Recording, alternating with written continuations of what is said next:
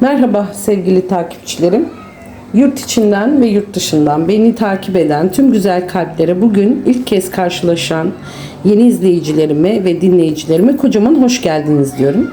Şimdi fincanımızı ve tabağımızı birlikte açalım. Bakalım talveler bugün bize hangi mesajları, hangi gelişmeleri ve hangi sürprizleri gösterecek.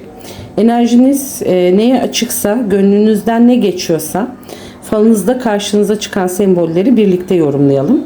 Hazırsanız başlayalım. Çünkü bugün fincanımızda dikkat çeken çok güzel işaretler olduğunu hissediyorum.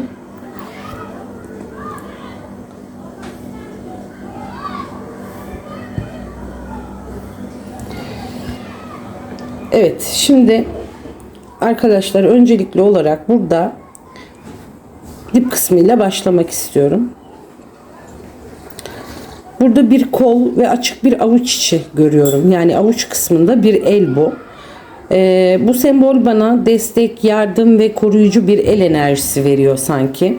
Zorlandığınız ya da bir konuda ne yapacağınızı düşündüğünüz bir dönemde hiç beklemediğiniz bir yerden size uzanacak bir el var diyoruz burada. Açık avuç aynı zamanda bir şeyin size sunulması anlamına da gelebiliyor. Bu bir fırsat olabilir, bir haber olabilir, bir teklif ya da gönlünüzden geçen bir konuda gelecek bir destek de olabilir. Özellikle fincanın dip kısmında çıkması bunun içimizde uzun zamandır taşıdığınız bir konuya işaret ettiğini düşündürüyor. Yani burada mesaj oldukça net, yalnız değilsin. Sana uzanacak bir el var diyor burası bize. Şimdi dip kısmında bu kez şöyle çevirdiğimde arkadaşlar bunu. Burada bir G harfi görüyorum. Hemen yanında ise beyaz bir fare görüyorum arkadaşlar. G harfi hayatınızda adı G ile başlayan bir kişiyi, bir yeri ya da önemli bir konu işaret ediyor olabilir. Özellikle fincanın dip kısmında çıkması bu harfle bağlantılı konunun sizin için henüz tamamen kapanmadığını gösteriyor. Beyaz fare bu arada korkulacak bir sembol gibi değil. Daha çok küçük ama dikkat edilmesi gereken bir detay. Sessizce ilerleyen bir konu veya fark edilmeyen bir haber enerjisi diyoruz buna. Şimdi G harfiyle birlikte düşündüğümde bağlantılı, bu harfle bağlantılı bir kişiden ya da konudan gelecek küçük bir gelişmenin zamanla önem kazanması gibi bir enerji bu arkadaşlar.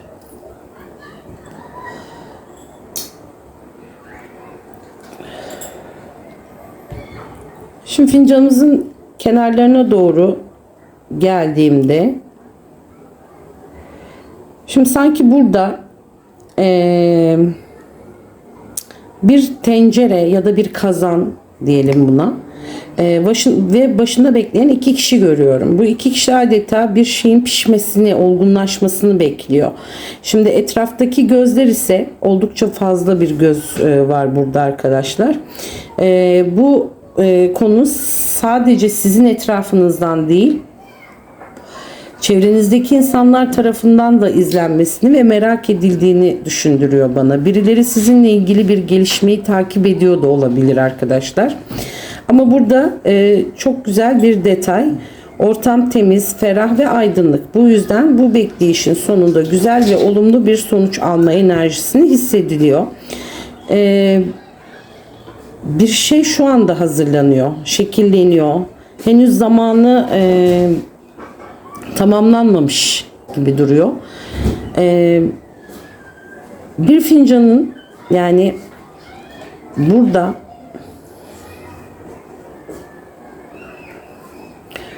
aynı zamanda burada çok belirgin gözler de var arkadaşlar. Oldukça belirgin.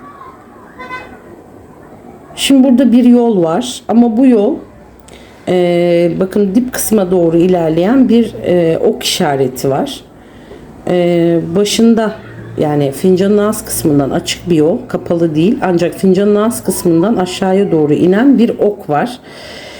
Bu dışarıdan gelecek ve doğrudan sizin hayatınızın merkezine kadar ulaşacak bir haber, gelişme olabilir ya da yön değişikliği de verdi bana, böyle bir his de verdi. Yani burada mesaj bir şey hazırlanıyor. İnsanlar bunu bekliyor ve dışarıdan gelecek bir gelişme bu süreci doğrudan sizin hayatınıza taşıyacak gibi duruyor arkadaşlar.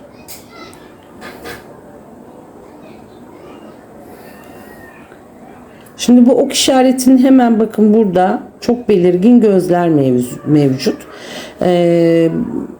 Bir konunun oldukça yakından takip ediliyor arkadaşlar. Birilerinin olup biteni dikkatle gözlemlediğini anlatıyor bu gözler. Şimdi hemen gözlerin üzerinde ise bir terazi var. Fakat terazi dengede değil. Bakın bir taraf aşağıda.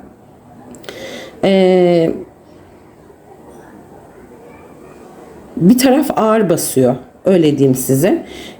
Diğer tarafsa yukarıda kalmış. Bu da hayatınızda iki seçenek, iki kişi ya da iki farklı konu arasında henüz tam bir denge kurulamadığını gösteriyor. Özellikle ok işaretiyle birlikte düşündüğümde bir gelişmenin sizi bir karar noktasına doğru götürdüğünü söyleyebilirim. Burada bir tarafın ağırlığının daha fazla olması sonunda bir seçimin veya netleşmenin yaşanacağını arkadaşlar işaret ediyor ve o iki gözün çok belirgin olması da bu süreçte sizi dikkatle izleyen, sonucu merak eden biri ya da birileri var arkadaşlar. Burada dikkat etmeniz gerekiyor diyebilirim. Burada buraya geldiğimde ise peş peşe güzel semboller bir arada. Şimdi öncelikle çok belirgin bir meşe palamudu görüyorum. Bakın hemen şurada. Bu sembol bana bereketi, kök salmayı, sabırla büyüyen bir şeyi ve geleceğe yönelik sağlam bir başlangıcı anlatıyor. Yani küçük görünen ama ileride büyüyecek bir kısmet ya da fırsat olabilir. Hemen yanında kanatlarını açmış küçük bir kuş görüyorum arkadaşlar şurada. Bu da haber, mesaj, hareket enerjisi, özellikle meşe palamudunun yanında olması gelecek bir haberin uzun vadede güzel bir gelişmenin başlangıcını yapabileceğini düşündürdü. Burada aynı zamanda bir kadın bir de erkek enerjisi çok belirgin. İki kişinin arasında bir konuşma, haberleşme veya birlikte alınacak bir karar gündeme gelebilir. Çünkü kuşun hemen yanında olması bu iki kişi arasında gelecek bir haberin, bakın şurada da bir kuş var, hatta bir tanesi elinde tutuyor bu kuşu, önemini arttırıyor. Yani bu iki kuş arasında arkadaşlar iki kişi arasında bir haberin ya da iletişimin önemini arttırıyor bize. Şimdi oldukça ferah bir görüntü bu. Küçük bir haberle başlayan ama zaman içerisinde büyüyebilecek, sağlamlaşabilecek bir gelişme bu. Şimdi bu iki kişinin hemen yanında çok net bir yatak figürü alıyorum arkadaşlar. Burada görüyoruz. Bu kadın ve erkek enerjisinin hemen yanında aynı zamanda yeleleri olan, bakın hemen şurada yeleleri olan bir aslan figürü. Yani arkadaşlar ara veriyorum. Evet, şimdi arkadaşlar burada bir aslan dedik. Bu aslan bir tümseyin üzerinde oturuyor. Güçlü, kendinden emin ve bulunduğu konumu koruyan bir erkek enerjisi bu. Bu kişi kolay kolay geri adım atmayan, gururlu ve sözünün arkasında duran biri. Özellikle aslanın kadın ve erkek enerjisinin altında çıkmış olması bu iki kişiyle bağlantılı güçlü bir erkek figürünün sürece etki edeceğini düşündürdü bana. Şimdi aslanın oturuyor olması da önemli. Burada hemen harekete geçen birinden ziyade bekleyen, gözlemleyen ve doğru zamanlı kollayan bir enerji var. Öncesinde kuşu da görmüştük.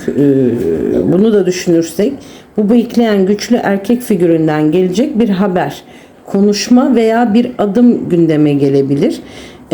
Genel görüntüde güç ve kontrol enerjisi oldukça yüksek arkadaşlar.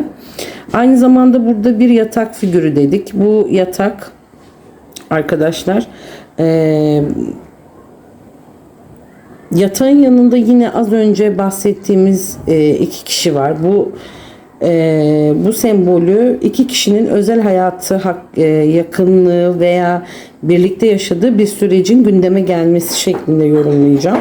Şimdi hemen çevresinde uçan kuşlar olması güzel bir detay. Kuşlar burada hareketi, haberleşmeyi ve bir gelişmenin artık yerinden kıpırdamasını anlatıyor olabilir arkadaşlar. Şimdi hemen çevresinde uçan kuşların olması da güzel bir detay. Kuşlar burada hareketi, haberleşmeyi ve bir gelişmenin artık yeniden kıpırdamasını anlatıyor. Fakat hayatın üzerinde koyu renkli, yani bu yatağın üzerinde koyu renkli bir bulut var ve bu iki kişinin arasında henüz konuşulmamış, zihni meşgul eden veya biraz gölge düşüren bir konu olduğunu gösteriyor. Yani güzel bir hareket ve haber enerjisi var ama öncesinde bir belirsizliğin ya da içe atılmış bir meselenin aydınlığa kavuşması gerekiyor gibi. Yine de bu bulutun yanında uçan kuşların bulunması önemli. Buna sanki bana bir sıkıntılı havanın kalıcı olmadığını, konuşma veya gelecek bir haberle konunun dağılıp netleşeceğini düşündürdü arkadaşlar. Ve aynı zamanda burada bir T harfi de var. Bakın şurada. Ve bir L harfi bu arkadaşlar. T ve L dikkatimi çekiyor. Burada kişinin baş harfleri olabileceği gibi bir isim, soy isim ya da bu harflerle bağlantılı bir yer veya konuya da işaret ediyor olabilir. Özellikle yatağın bu iki kişinin bulunduğu bölgenin hemen yanında çıkmış olması T ve L harfleriyle bağlantılı bir kişinin bu sürecin içinde olabileceğini düşündürdü bana. Şimdi az önce gördüğümüz koyu bulutla birlikte baktığımda ise bu kişiyle bağlantılı konuşulması gereken bir konu veya henüz netleşmemiş bir durum da olabilir. Fakat uçan kuşlar da burada olduğu için bu konunun bir haber veya iletişimle açığa çıkması oldukça güçlü görünüyor arkadaşlar.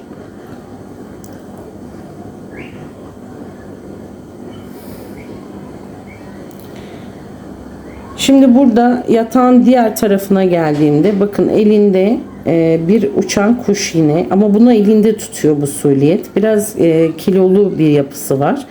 Yandan duruş şekli ve elinde yine uçan bir kuşu tutuyor. Yakalamış. Elinde duruyor bu kuş arkadaşlar.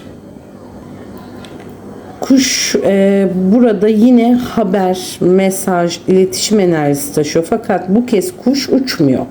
Yani kişi onu elinde tutmaya çalışıyor. Bu da bana gelecek olan bir haberin artık havada kalmayacağını, kontrol altına alınacağını veya doğrudan bir kişinin eline ulaşacağını düşündürüyor. Sanki bir süredir beklenen bir haber var ve bu haber bir kişinin eline geçiyor ya da o kişi bu haberin taşıyıcısı da olabilir arkadaşlar. Şimdi öncesinde T ve L harfleriyle düşünürsek biri de olabilir. Bu harflerle bağlantılı biri de olabilir. Genel olarak burada iletişim, haberleşme ve beklenen bir gelişme artık somutlaşma enerjisi oldukça güçlü duruyor arkadaşlar. Bakın yine burada bir kalp görüyor musunuz? Ve bu kalbin yanında hemen bir C harfi mevcut. Arkadaşlar küçük bir kalp. Şimdi burada küçük kalbin arkadaşlar küçücük çıkmış bu. C harfinin yan tarafta bakın şurada ve üzerinde bir gölge ya da kafayı kurcalayan bir mesele eşlik ettiğini düşünüyorum. Çizgi bakın oluşmuş üzerinde. Bunu bir kişinin baş harfi, isim, soyisimle bağlantısı olan bir yerin adı olarak da değerlendirebiliriz. Özellikle kalbin yanında çıkmış olması nedeniyle duygusal bir konuyla bağlantılı C ve aynı zamanda hemen şurada da bir V harfi var. bu konu şöyle anlatayım size. Üzerinde koyu çizgiye rağmen kalbin kendisinin belirgin olması güzel. Sanki araya giren bir gölge veya belirsizlik olsa da duygunun tamamen kaybolmadığını ve konunun hala önemini koruduğunu düşünüyorum ben arkadaşlar. Gayet de güzel aslında, açık ve aydınlık olarak gözüküyor. Evet, şimdi tabağımıza geçmek istiyorum canlarım.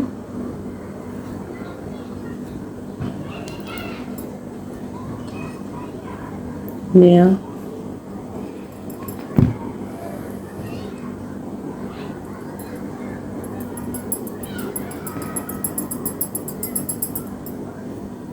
Evet. Sıkıntılar burada ayrıldı gitti arkadaşlar.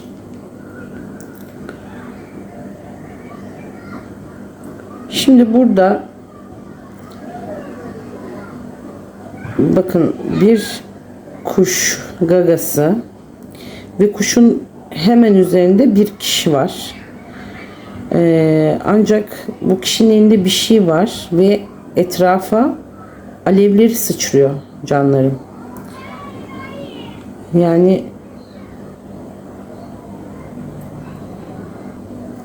şimdi burada kuş yine bize haber, mesaj, iletişim enerjisi verirken alevlerin eşlik etmesi bu haberin sıradan bir haber olmayacağını, duyguları harekete geçirecek, heyecanlandıracak ya da biraz hareketli bir konuşmaya sebep olacak bir gelişme olabileceğini düşündürdü. Burada söylenecek bir sözün veya gelecek bir haberin ortamı bir anda değiştirmesi gibi bir enerji var.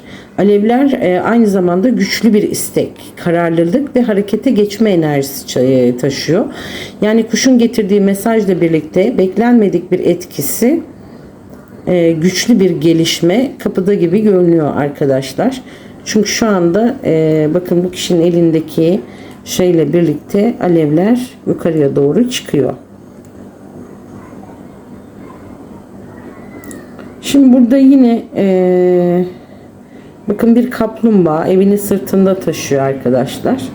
Bu kaplumbağa taban en dip kısmında, yani en dış kısmında çıkmış. Bu da kabuğu bakın çok belirgin arkadaşlar.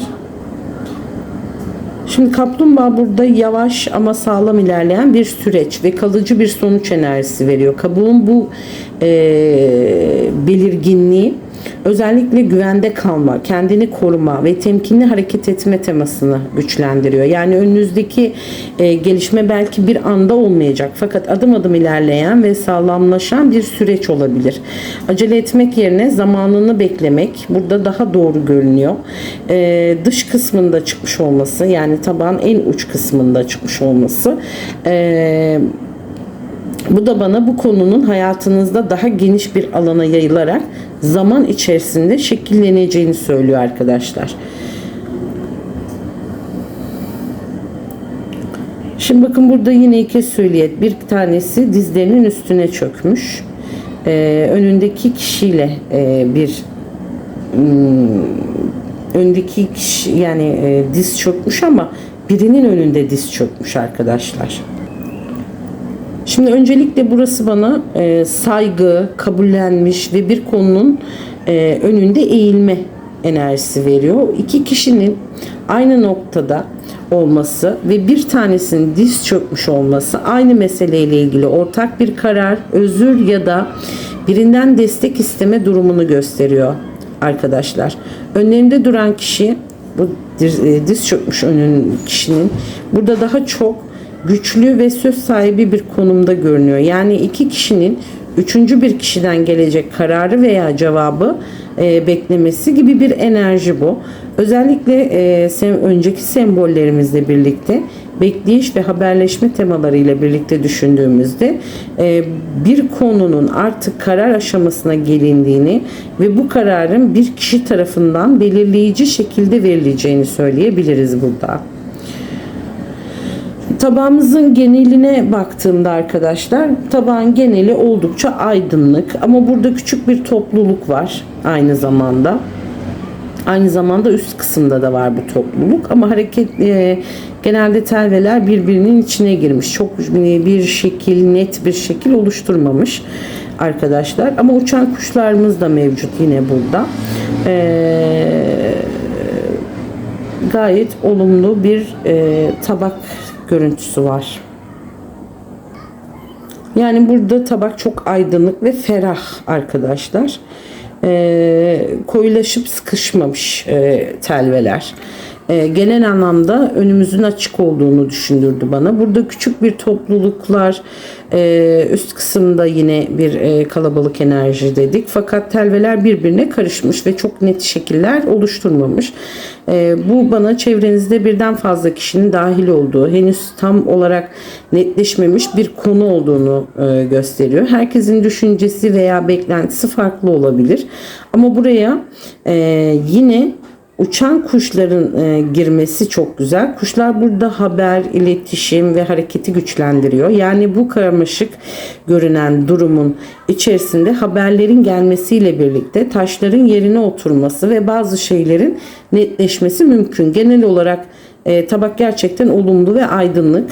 Sıkışık ağır bir enerji yerine hareket, haber ve önümüzü açacak gelişmeler daha baskın bu tabakta arkadaşlar.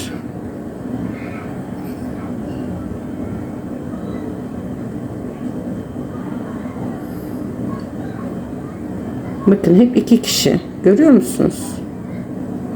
Hep iki kişi. İkili ilişkiler bu tabakta çok önem kazanıyor. Yalnız şurada yine dikkatimi çekiyor bir süliyet var. Bakın burada oldukça kibirli. Yani bu kişi şöyle söyleyeyim size, dik, gururlu ve kendinden emin arkadaşlar. Elinde bir kalp taşıyor. Bu asıl dikkat çeken nokta bu kişinin diğer sülliyetin üzerinde bulunması. Yani alttaki kişi elleri ve dizleri üzerinde adeta yük taşıyan bir konumda. Bakın şurada. Yani bu kişinin bu diz çökmüş, dizlerinin üzerinde ilerleyen, emekleme pozisyonunda olan kişinin üzerinde bulunuyor. Alttaki kişi elleri ve dizleri üzerinde adeta yük taşıyan bir konumda. Bana ilişkilerde veya bir bağlantıda güç dengesinin eşit olmadığını düşündürüyor. Yukarıda da hatırlarsanız terazi çıkmıştı. Dengesizdi. Elinde kalp ise bu dengesizliğin duygusal bir konu üzerinden yaşandığını gösteriyor. Elinde duruyor çünkü kalp. Yani bir taraf duygularını veya sevgisini elinde tutarken diğer taraf kendisine daha üstün ya da kontrol sahibi bir konumda gibi görünüyor arkadaşlar. Yani kalp var ama dengeye ihtiyaç var. Bu ilişkide ya da duygusal bir konuda karşılıklı değer ve saygının yeniden kurulması gerekiyor canlarım.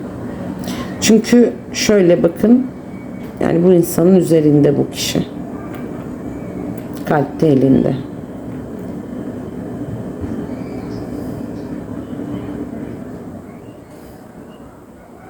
Bakın hep ikili ilişkiler. Görüyor musunuz? Hep ikili ilişkiler.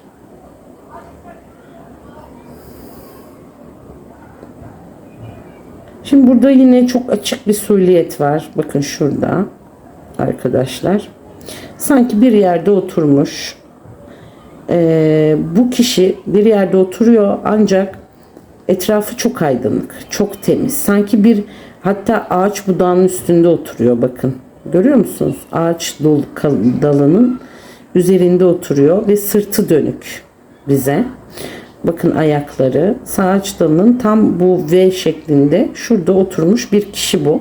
Sırtı dönük, önündeki olayları izliyor ya da tek başına kalmak isteyen bir kişi bu arkadaşlar. Tek başına kalmak isteyen bir kişi de olabilir bu.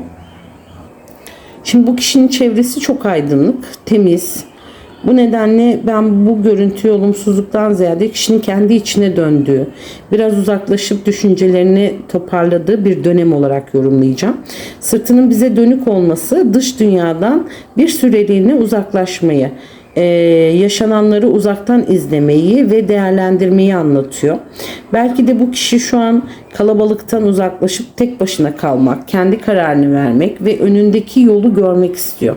Ama etrafındaki aydınlık enerji bu yalnızlığın bir sıkıntıdan çok kendini toparlama, netleşme süreci olduğunu söylüyor arkadaşlar. Çok güzel çıkmış falınız yine.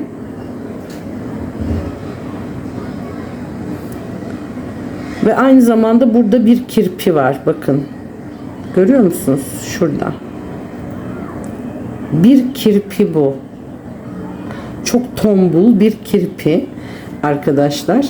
Ve sanki oturur vaziyette bu kirpi.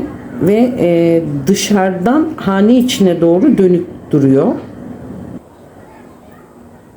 Bu kirpi bana kendini korumaya alan, temkinli ve kolay kolay yaklaşmayan bir enerjiyi anlatıyor. Şimdi dikenleri nedeniyle dışarıdan bakıldığında mesafeli görünen ama aslında kendi alanını koruyan bir kişi bu. Dışarıdan hane içine doğru dönük olması ise dışarıda duran bir kişinin sizin hayatınızı veya hanenizde yaşanan gelişmeleri gözlemlediğini düşündürüyor. Şimdi tombul bir kirpi bu. Bu sembolün enerjisi güçleniyor. Burada küçük ve geçici bir durumdan ziyade dikkat çeken, ağırlığı olan bir konu veya kişi görüyorum ben burada. Ama genel aydınlık görüntü nedeniyle bunu olumsuz değil, daha çok temkinli bir bekleyiş ve uzaktan gözlem olarak yorumlayacağım arkadaşlar. Evet. Şimdi falımız bu kadar. Fincanımızın ve tabağımızın bize verdiği mesajları artık sonuna geldik. Bugün fincanımızda haberler, bekleyişler, kararlar, duygusal gelişmeler ve önünüzde açılan yeni yollar oldukça belirgindi. Şimdi yurt içinden ve yurt dışından beni takip eden tüm güzel kalplere, bugün bizimle olan tüm takipçilerime ve yeni gelen izleyicilerime çok teşekkür ediyorum. Fincanımızda ve tabağımızda gördüğümüz tüm semboller gönlünüzden geçen güzel gelişmelere vesile olsun. Güzellikler, huzur ve güzel haberler sizinle olsun diyorum. Benim yorumum arkadaşlar bu kadardı. Bir sonraki falda yeniden görüşmek üzere. Kendinize çok iyi bakın. Bu arada ben 2-3 gün maalesef burada olamayacağım. Yani kanalda olamayacağım. Bir 2-3 gün ayrı kalacağız. Ama ondan sonra tekrar döneceğim. Merak etmeyin beni. Özellikle sıkı takipçilerime söylüyorum. Kendinize iyi bakın diyorum. Hoşça kalın. Sevgiyle kalın efendim.